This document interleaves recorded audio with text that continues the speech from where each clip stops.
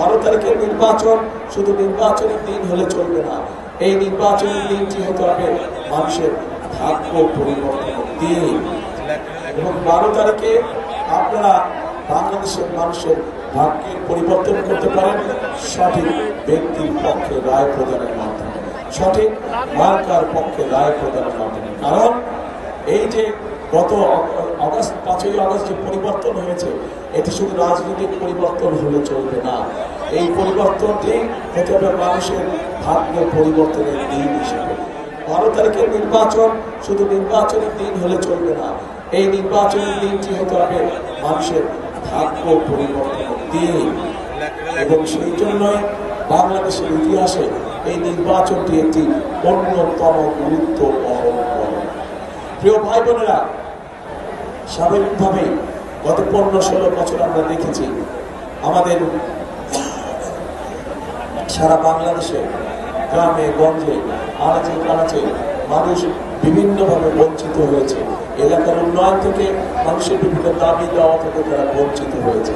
আমরা দেখেছি ঢাকা শহর সহ কিছু বড় বড় শহরে কিছু মেগা প্রজেক্ট হয়েছে, কিন্তু একই সাথে আমরা দেখেছি মেগা প্রজেক্টের নামে মেগা দুর্নীতিও হয়েছে। সেই সময় আমরা যেমন খুন দেখেছি, গুম দেখেছি, মিথ্যে মামলা দেখেছি, গায়েবী মামলা দেখেছি, ঠিক একইভাবে আমরা প্রচন্ড রকম দুর্নীতিও দেখেছি, মেগা মেগা দুর্নীতি দেখেছি আমরা সেই সময়।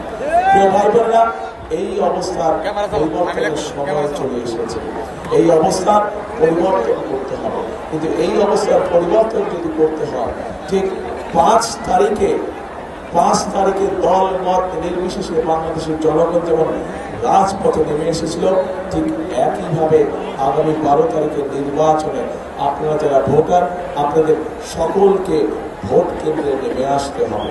কারণ আমরা যদি 5 তারিখে সেই পরিবর্তনকে যদি আমরা চালু না রাখি, অর্থাৎ 12 তারিখে ভোট দিয়ে যদি আমরা গণতন্ত্রকে শক্তিশালী ভিত্তির উপরে প্রতিষ্ঠিত করতে না পারি, তাহলে আমরা যে গণতন্ত্রের ভিত্তি রচনা করতে যাচ্ছি, যে গণতন্ত্র সুশাসন নিশ্চিত করবে, যে গণতন্ত্র মানুষের অধিকার বাস্তবায়ন করবে, যে গণতন্ত্র মানুষের ভাগ্যের পরিবর্তন করবে, সেই গণতন্ত্র আবার বাধাগ্রস্ত হবে।